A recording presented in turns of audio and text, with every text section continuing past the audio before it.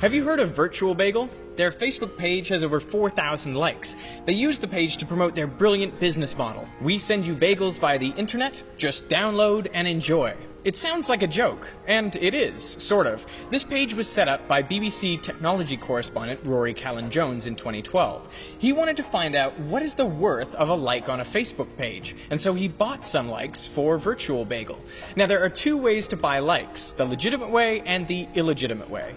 The illegitimate way is to go to a website like boostlikes.com and purchase some likes. You can get 1,000 for $70. Sites like these use click farms in developing countries like India, the Philippines, Nepal, Sri Lanka, Egypt, Indonesia, and Bangladesh. Here, employees are routinely paid just $1 per 1,000 clicks of the like button. So Facebook explicitly forbids buying likes in this way. Instead, they offer the legitimate way to pay for likes, by advertising your page.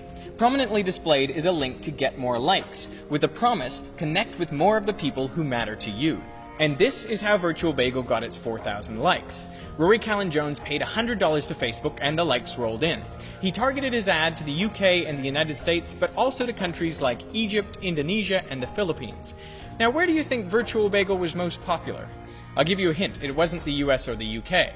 But within a day, he had over 1,600 likes, mostly from developing countries. Now, what was more problematic was the people who followed Virtual Bagel looked suspicious. For example, there was one Cairo-based follower whose name was Ahmed Ronaldo. His profile consisted almost exclusively of pictures of Cristiano Ronaldo, and he liked 3,000 pages. Callan-Jones also observed that his new throng of fans was particularly disengaged, just as you'd imagine those from a click farm would be.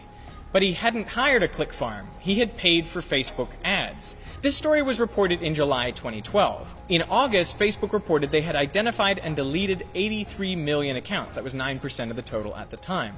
This resulted in noticeable drops for popular singers and celebrities. So did they delete all of the fake likes?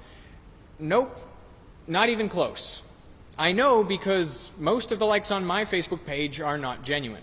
In May 2012, I received a number of emails from Facebook offering me $50 worth of free promotion of my page, which at the time had only 2,000 likes. My YouTube channel had 20 times that following, so I thought surely this free paid promotion could help me reach more of the people who mattered to me. And immediately I could see the results. Within just a few days, my likes had tripled, and they kept on growing, thousands per day. And after a few months, I had 70,000 Facebook likes, which matched my YouTube subscribers at the time. Now, what was weird was my posts on Facebook didn't seem to be getting any more engagement than when I just had 2,000 likes. If anything, they were getting less engagement.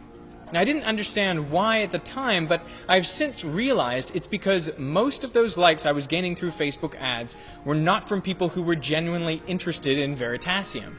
How do I know?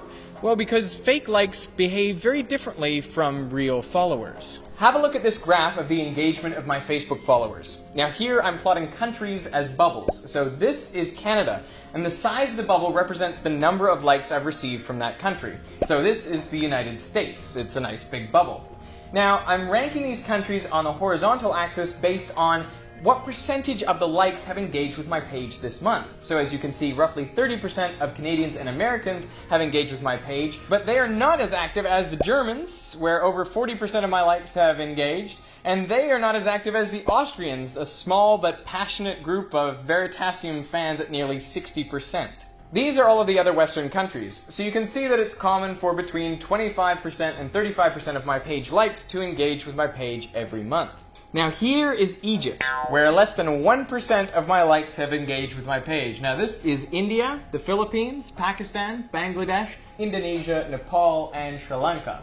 That's a big following, but no engagement. Together, all of these countries make up 80,000 likes. That's roughly 75% of the total likes I had before my last video. And these are the profiles that followed me when I used Facebook advertising. And they're worse than useless. Here's why. When you make a post, Facebook distributes it to a small fraction of the people who like your page, just to gauge their reaction. If they engage with it by liking, commenting, and sharing, then Facebook distributes the post to more of your likes and even their friends. Now, if you somehow accumulate fake likes, Facebook's initial distribution goes out to fewer real fans, and therefore it receives less engagement, and so consequently you reach a smaller number of people. That's how a rising number of fans can result in a drop in engagement. And from this, Facebook makes money twice over. Once to help you acquire new fans, and then again when you try to reach them. I mean, your organic reach may be so restricted by the lack of engagement that your only option is to pay to promote the post. What's worse, there is no way to delete fake likes in bulk. All you can do is try to target posts around them. And I should reiterate, I never bought fake likes. I used Facebook's legitimate advertising, but the results are as if I had paid for fake likes from a click farm. Now you might think the solution to all of this is just to exclude countries with click farms from your ad campaigns, but unfortunately the problem goes much deeper. Meet Virtual Cat, a virtual pet like none other. It's a page committed to supplying only the worst, most annoying drivel you can imagine. Only an idiot would like this page. And that's not just my opinion, that's actually what it says in the page description. And I should know because I wrote it. I created this page yesterday, and then I paid $10 to advertise the page through Facebook, targeted only to cat lovers in the United States, Canada, Australia, and the UK. Now, I expected that because I had excluded all of the big click farm countries, and because the page is so terrible, that I basically wouldn't get any likes. But within 20 minutes, I had blown through my whole budget, and I got 39 likes. So who are these people liking a blank page and costing me 25 cents a piece? All of the profiles were from the places I had targeted, mostly the US, but there was something strange about them. All of these people liked a lot of things, like hundreds and thousands of things.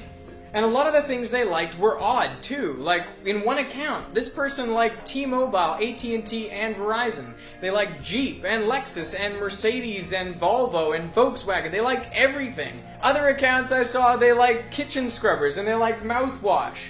Who reports that on their Facebook page? It baffles me. So the real mystery to me is why someone somewhere would click on ads that they didn't care about without making money from them.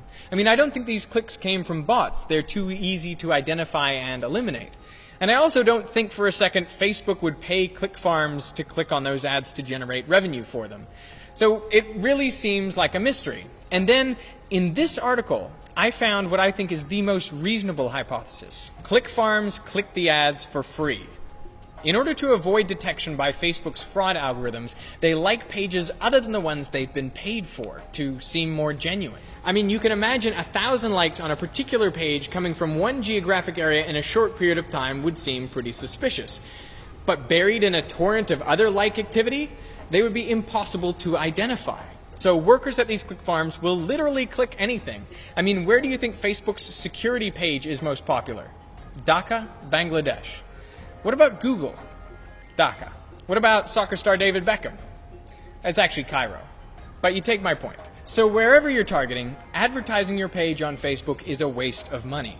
I wish Facebook would remove the fake likes from my page and from all the others. But that would mean admitting that they have generated significant ad revenue from clicks that weren't genuine, which then suppressed the reach of pages who had low engagement, forcing those pages to pay again to reach inauthentic fans. So the truth is, Facebook benefits by maintaining this status quo, because the reality is, nobody likes this many things.